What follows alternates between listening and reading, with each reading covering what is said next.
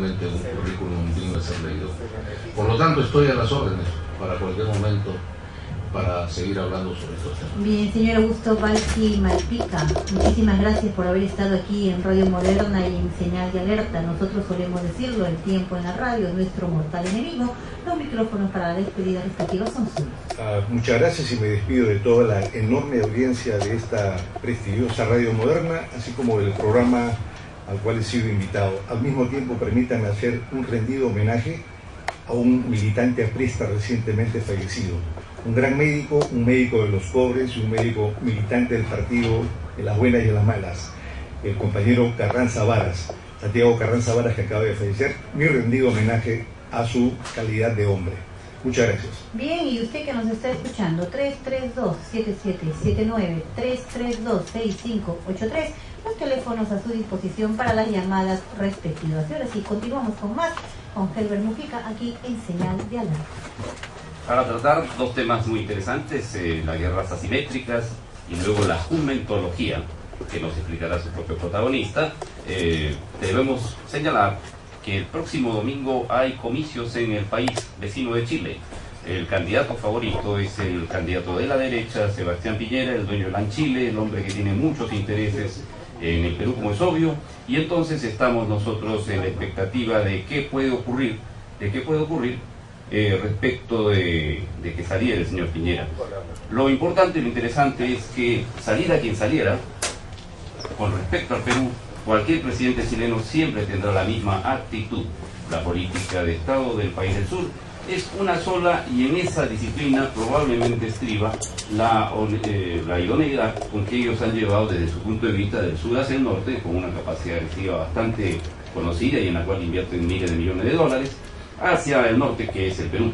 Muchas gracias, Herbert, buenas tardes y te felicito por esta nueva aventura periodística en la que estás, un espacio en donde sé que se van a hablar las cosas claramente como se debe hacer en el Perú, y tampoco sucede. Guerra asimétrica. En realidad estamos hablando de términos académicos, por decirlo de una manera, en la cual se puede clasificar la guerra para tratar de estudiarla y entender lo que está sucediendo en un campo de batalla. Lógicamente, en la vida real, en el momento que hay un combate, no necesariamente los estrategas van a pensar que están haciendo o una guerra convencional o una guerra asimétrica o cualquier otro tipo de terminología que se está usando. Esto es solamente para el estudio.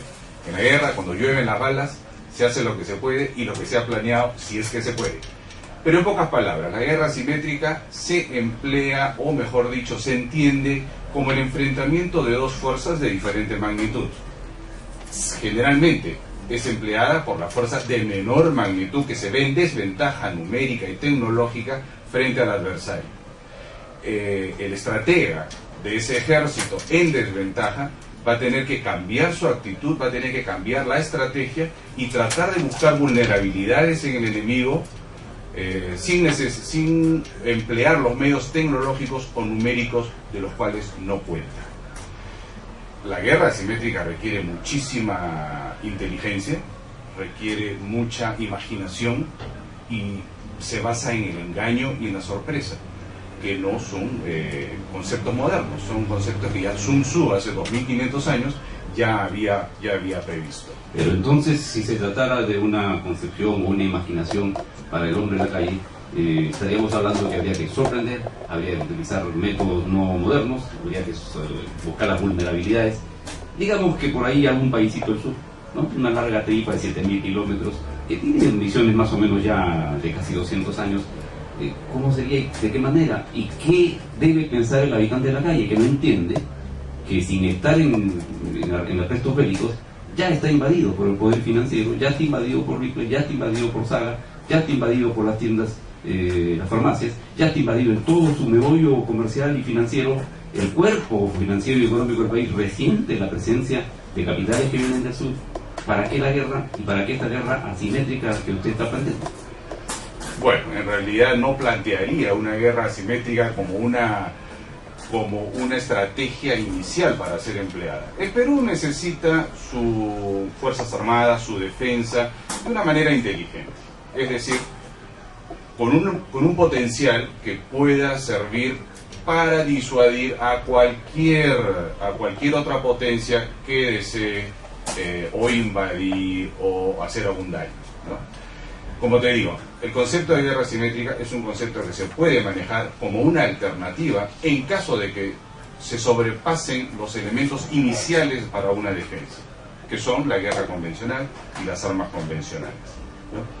La guerra asimétrica queda dentro de los archivos mentales de los oficiales para poder ser empleada en caso necesario.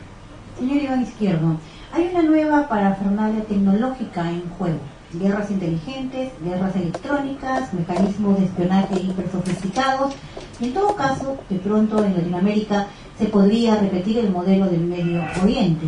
¿Qué papel juega aquí el tipo de los intereses de los países que están apostando por este tipo de guerra? Y en todo caso, los muertos de más, está decirlo, los ponen en las sociedades locales. Además, hay toda una fórmula maquiavélica de divide y reinarás. ¿Esto sigue absolutamente vigente y es operativo? ¿Sería de pronto una forma de lo que usted está señalando de la guerra asimétrica? Acuérdate que la guerra es la continuación de las políticas, ¿no?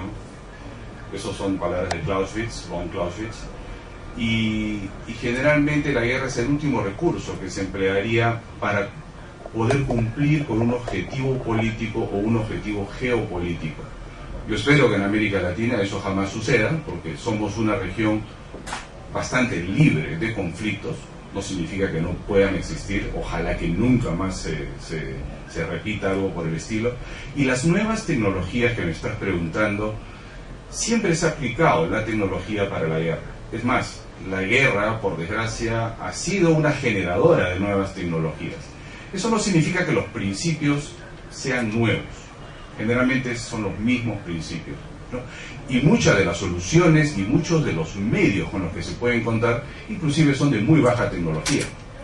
Tanto ha cambiado las amenazas, que inclusive hemos visto como en el 11 de septiembre en los Estados Unidos, una tecnología que es de uso civil, que es una aeronave comercial, fue empleada como un misil dirigido hacia las Torres Gemelas.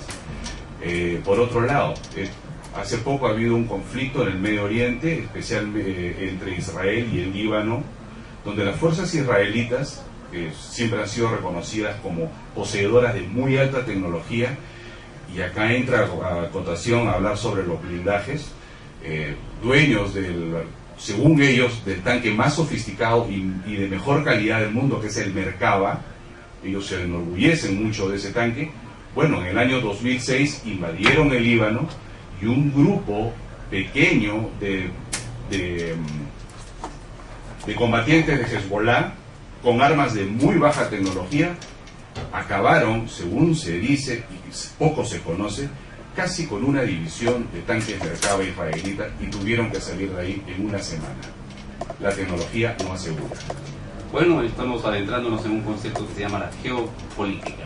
Así. Evidentemente, Iván Izquierdo de la institución Pro Intellectum no será la primera ni la última. Agradecemos muchísimo sus palabras, su ilustración, y sin duda alguna que esto puede haber llamado la atención de mucha gente que no estaba adentrada en estos conceptos, que tienen que ver, gracias Iván, que tienen que ver mucho con la mediocridad con que los estados plantean sus temas educativos, sus temas económicos, su capacidad de adentramiento en el espíritu nacional, que parte de una identidad nacional y que parte de poder sentirse todos formar parte de una colectividad. Hay una declinación, una mediocridad absoluta y evidente en los partidos, en la sociedad, en las instituciones, en los bancos, en todas partes.